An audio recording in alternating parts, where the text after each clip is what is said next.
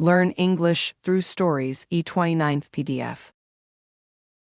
Adapted and modified by Kulwant Singh Sandhu. Contents: 1. Fire on the beard. 2. Grammar page. Fire on the beard. I Sudha Murty. What a grand picnic everyone had. They played and ate and splashed in the water till late evening. Grandpa and Grandma had to drag them back home.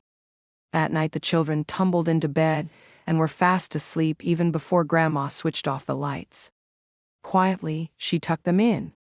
The next morning there was no sign of anyone waking up. Grandpa and Grandma went about their work, not waking the children. But when it was 10 o'clock, Grandma decided they had to wake up now. So she came into the room and found all four were up and chatting in bed. She looked at them for a while with her hands on the hips. Then she said, "So, I think you've had enough rest. Now up all of you, wash up and get ready. I'll give you your lunch by noon." All the others jumped up except Anand. He grinned at Grandma and said, "You know, I can live without food if I get to lie in bed all day." "Really?" Grandma said. "So be it, everyone else. Lunch will be ready at 12, so be there on time. Oh, and those who lie around in bed will also miss the afternoon story." Then she walked off trying to hide a smile. Anand and miss a meal. He was the one who loved his food the most. Anand was quiet. The rest sprang out of their beds and went to brush their teeth and have a bath. Soon the aroma of onion dosa wafted through the house. It was too delicious to resist. Everyone gathered in the kitchen to help grind the dosa batter. By now Anand was bored and hungry, lying alone in bed. He quietly went and took his bath. He was worried. What if Grandma had taken him seriously and not kept a share of the dosa for him? And what if he had to miss that day's story? When Grandma saw him appear at the kitchen and join in, she laughed and said, "You have become like Bridge." "Who is Bridge, Grandma?" So Grandma started the story while the children ate the dosas. Bridge. Yawn. Bridge stretched out in the sun, yawned loud and long, and went back to sleep. Is Bridge a rich man on a holiday? Or has he worked hard all day and just resting for a while? Neither. Bridge was the laziest, most good-for-nothing fellow you'll ever meet. He would spend entire days just lying around on his bed doing nothing. He was too lazy to even trim his beard, and it had grown right down to his knees. All day he sat around combing it and admiring it, doing nothing else. His mother would call him, his wife would scold him, but Bridge was not one to mend his ways. This is how most conversations with his wife Shanti would go. "Can you get some water from the well? There is no water in the house. The well is dry. There's no water there. Can you fetch water from the pond at least? The pond is too far. I can't walk so much for a pot of water. Then pluck those coconuts from the tree. Oh, those coconuts are still tender. Let's pluck them next month. What about getting some Areca Bethel nuts from the tree then?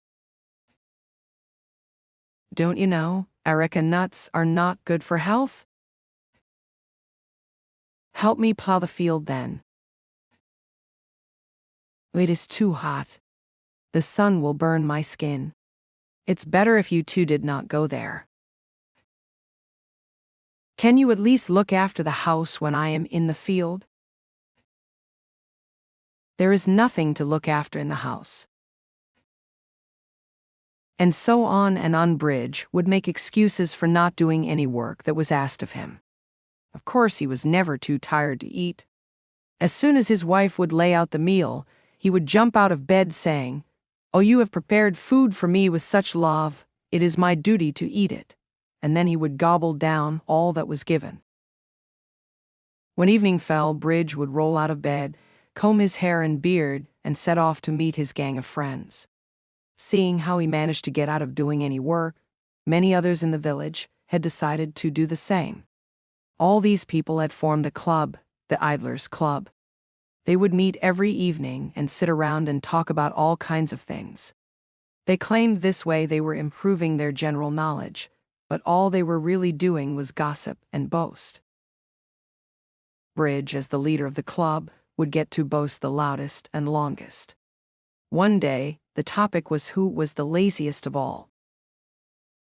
Bathing every day is such a waste of time and precious water. I take a bath once in 2 days. That way I even save water, said Manoj, the environmentalist. I never make my bed, boasted Suresh, the innkeeper. Why bother when you have to lie down in it once again at the end of the day? I eat my food out of the vessel in which it is cooked, claimed Raju, the cook. Putting the food in the plate only increases the work, for you will need to wash it too. Now Bridge thought he should say something that would beat all these other tall tales. So he said, I am always cool and calm. Why? Even if my beard were to catch fire, I would start digging a well at that time, and never store water close at hand. As these discussions were happening, a real fire broke out in the village. It burned down buildings and roofs and sheds, crackling and throwing up sparks, making villagers run helter-skelter looking for water to douse the flames. The Idlers' Club heard all the commotion, but no one bothered to step out to see what was happening. What is going on? They only asked each other. Oh, nothing. Bridge dismissed the topic. Must be some circus or the other. So, what were we talking about? By now, the fire had spread to their road. It was fast making its way to the house where the idlers were sitting. It got hotter and hotter. Bridge's friends started sweating and getting nervous now. Soon the roof of the house caught fire. Still Bridge kept saying, don't worry, it will rain now and put this out. Then, the wind is blowing in the opposite direction and we'll blow it down. We are really cool people. We should not be afraid of a fire. Finally, his friends could stand it no longer and rushed screaming out of the house. But Bridge was too stubborn and refused to move.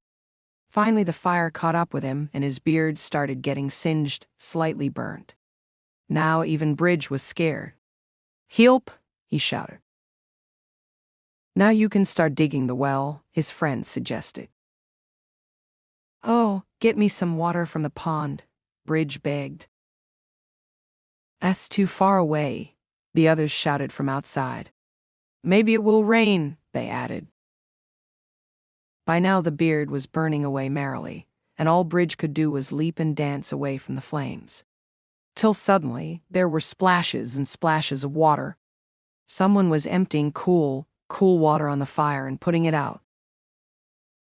Guess what? Bridge could not believe his luck. Who had saved him? Why, it was Shanti and many other women of the village who had worked hard and drawn water from wells and ponds to save their homes. Finally, Bridge learned his lesson.